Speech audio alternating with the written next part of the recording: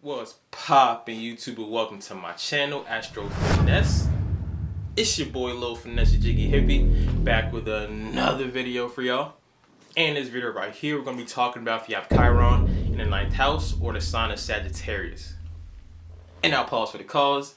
If you don't know how to find your Chiron placement, if you're a new subscriber, if you're just starting off your journey of self-love, self-knowledge, self-understanding, if nobody puts you on, or if you don't realize why it's so important that you have to study yourself through astrology, love yourself through astrology, and to learn about yourself through astrology and numerology, don't worry, I got you. There's a couple of videos, I'll put the link in the description. You have to watch them first to become hip to the knowledge of what I'm about to talk about right now. So if you look at your birth chart or your natal chart, it's the same thing, and you realize you have Chiron in the 9th house or in the sign of Sagittarius, the video's for you. So without further ado, let's just get it poppin', shall we?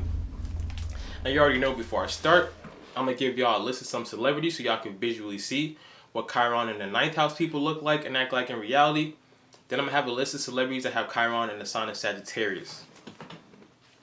So to start, we got Marilyn Monroe, Justin Bieber, Donald Glover, Jessica Alba, Michael Jordan, Kevin Hart, Usher, Lisa Bonet, Maya Angelou, and Janelle Monáe.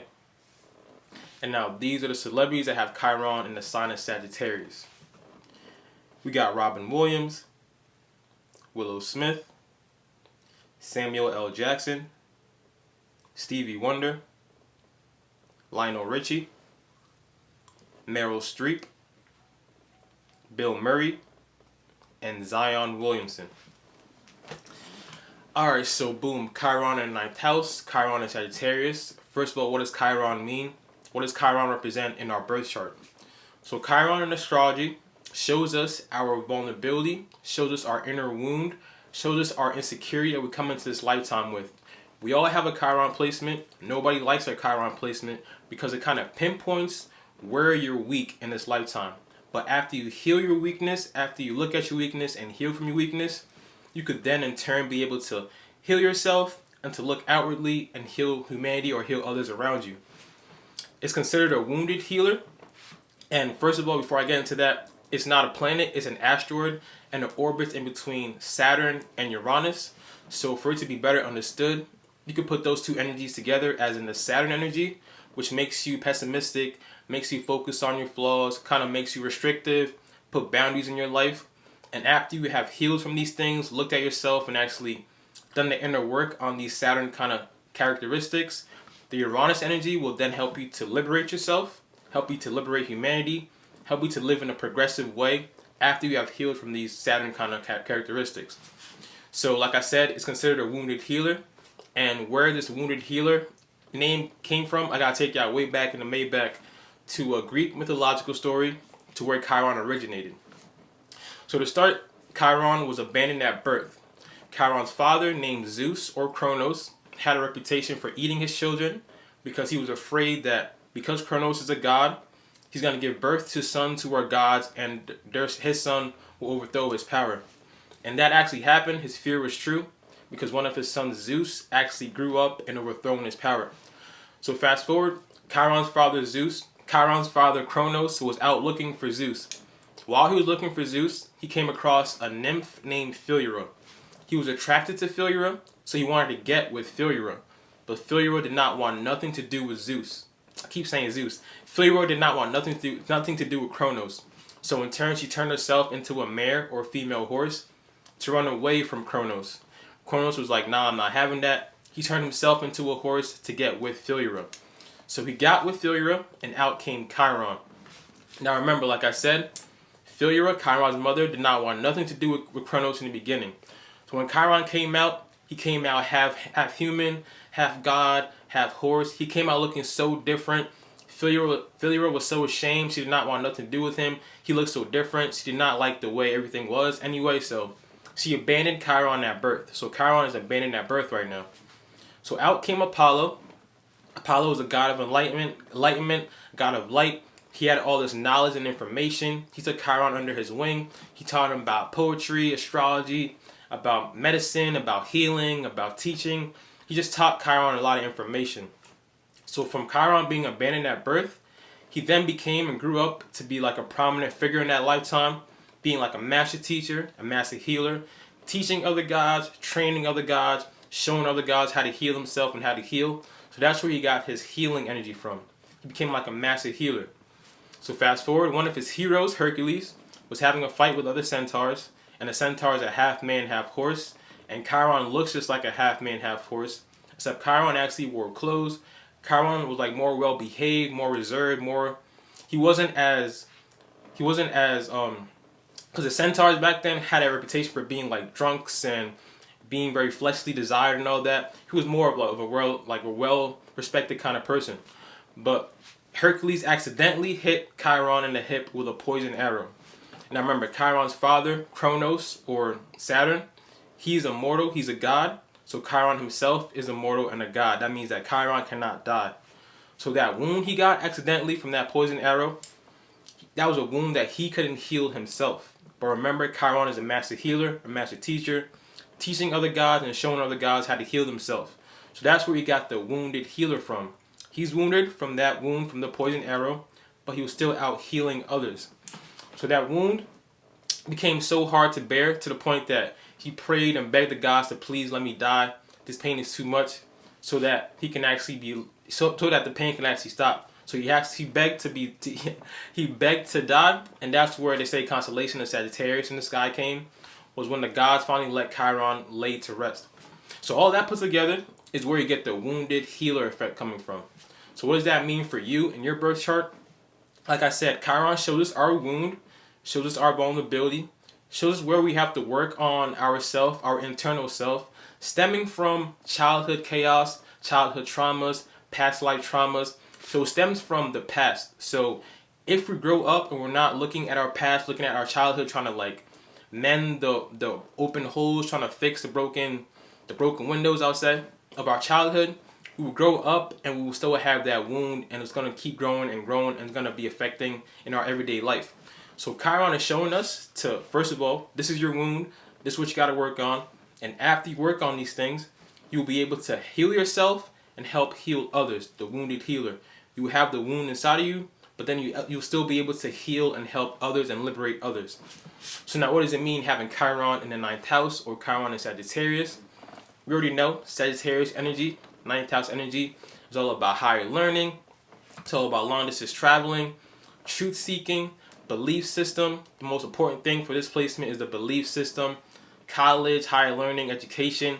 They're all about expanding their mind. Everything is all about the intellectual, expanding their mind through traveling, through experiences. So what does it mean having Chiron here, having your wound here, stemming from your childhood?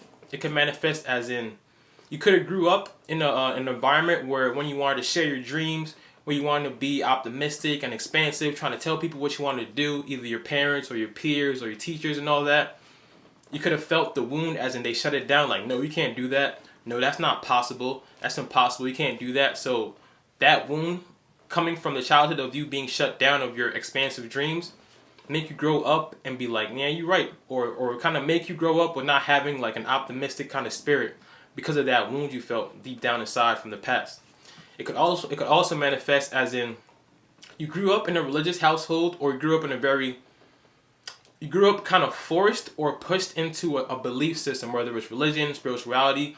You grew up in these things, and as you're growing older, you would ask questions like, what does this mean? Or why is this true? What's going on? You start to truth seek and ask questions from the tradition that you grew up in, and you realize you don't get the answers you want, or people they kind of like brush you off, or they can't really answer your questions, and you realize like, damn, so all this stuff that we're believing in, all this stuff that I'm like, raised to believe in is not even true, or there's no validity to it, or I can't really get my own grasp of knowledge onto it. So because of that childhood, because of that pain, because of that not having your questions answered, you can grow up not really trying to believe into something, not really trying to get your own kind of knowledge, not really trying to expand your mind, because you realize like in the past, when I wanted to do it, when I was asking questions, when I was trying to understand the true meaning of life, it didn't get answered. It got shut down. Nobody really answered it.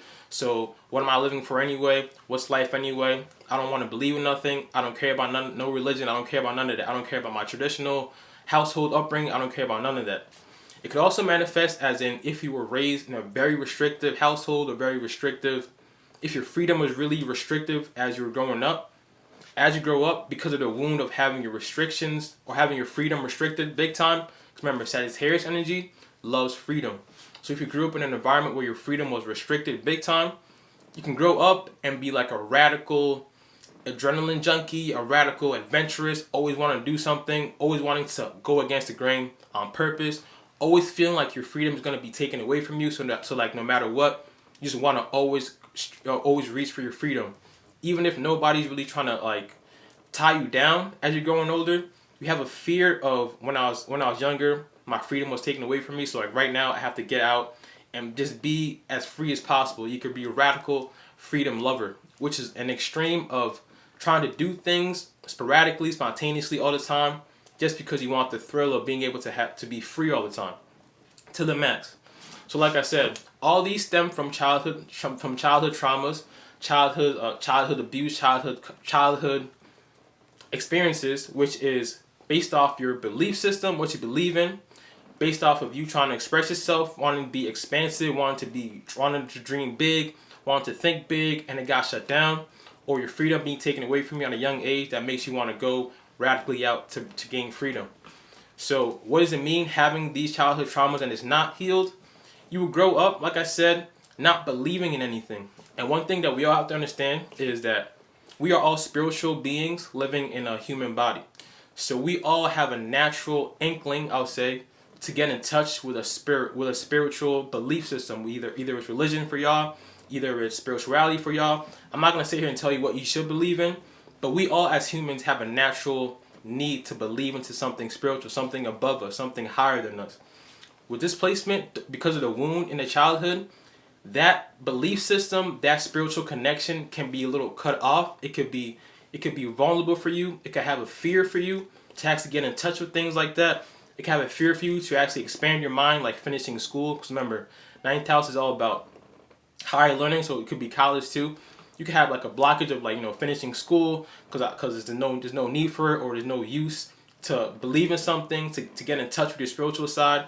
So when you're not healing yourself from your childhood abuse, from your childhood trauma, when you're not healing yourself from the need to actually believe in something that you can internally believe in for yourself, rather than listening to what your parents have taught you, rather than listening to what your environment, your traditions have like kind of pushed you into believing, if you don't heal from these things, you'll be living in this lifetime with no true spiritual connection, no true expansive connection. You just be stuck in your environment, stuck in your mindset of like nothing. What's life? What am I living for anyway?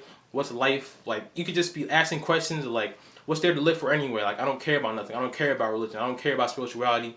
You could just be stuck in a rut of not having that spiritual connection. Like I said, we all as spiritual beings need to be looking up to something above us, because we all have to understand that we're being influenced by a spiritual connection through something. For me, it's the universe. Some people is Jesus. It could be like the Quran, like whatever it is for you. It's something that you look at. It's something that you look at that is above yourself. So not healing from these things can actually stop you from actually getting in touch with your belief system, getting in touch with your higher learning, getting in touch with truth seeking, getting in touch with traveling too. You can actually have a fear for actually traveling too. But like I said, if you were on the radical side of trying to always be freedom seeking and freedom loving, you could always be doing things to the max, just trying to reach for something, look for something, always looking, but not finding it. But then you're always trying to like forcefully trying to force your belief on people, or always trying to grasp knowledge and trying to force it on people, just trying to really be too extreme with the belief system, with the spiritual connection, with the higher power, with everything else. So what's Chiron teaching you is to actually get in touch with your own belief system, get in touch with your own knowledge, get in touch with your own information, actually try your best to, it's all about like endurance and perseverance with this placement. Actually take the patience to actually, do your own research, gain experiences through traveling, gain experiences through talking to people, try to learn about different cultures and all that. Gain all this knowledge to get your own belief system set. Because if you don't, like I said, you'll be living life just lost, not really knowing what you're living for. Your optimism for life will be dead. You won't be able to live life with a full, expansive mindset. If you don't have an expansive mindset, you will not grow, you will not progress as a person. But after you have done these things, after you have actually looked inside yourself and looked for a spiritual belief system to actually believe in and hold on to, what you in turn will do then will be able to heal yourself and to look out and to find people or to see people or attract people that have been through the similar events as you, that have also been not really knowing what they're doing with life, not knowing where they're going, not knowing their direction, looking for guidance. You can actually be able to preach to them, help them, teach them. Remember, ninth house Sagittarius are the teachers. Teach them things and show them, like, look, this is what I believe in. This is what has helped me. This is what you can do. And through that, liberating yourself, you'll be liberating others around you. So it's very important to understand that the spiritual aspect of life, you have to tap into your own. Don't look back in the past. Don't be so fearful. Don't be so vulnerable or insecure about you wanted to believe in something and got shut down. You wanted to be expansive and got shut down. Don't be so in that energy of, because I wanted to do it so bad and got shut down, now that I'm growing up, I'm not going to look at it. I don't care no more. Actually get in touch with it. Get in touch with it on a deeper level. Heal your insecurities. Heal yourself internally. And you'll be the perfect candidate to actually help people, show people, be enthusiastic. When you're preaching, when you're teaching, y'all be like really good at showing people how to get in touch with their inner self, how to get in touch with truth seeking, how to get in touch with higher knowledge. Actually, if you started school, actually try finishing it. Like, actually try to go the long way when it comes to expanding your mind. And in turn, you'll see how you'll be blessing and helping others around you. So that was my video on Chiron in 9th house. I hope y'all enjoyed that. My next video is going to be on Chiron in the 10th house, and you already know I'm about to go in. If you have subscribed to my channel, appreciate all y'all for real. You already know the growth is crazy. But if you still haven't subscribed yet, go ahead and handle that one time for your boy. Don't forget to drink your water, mind your business, and be safe out here. It's your boy, Lil Finesse Jiggy Hippie. I'm going to see all y'all when I see y'all. Peace.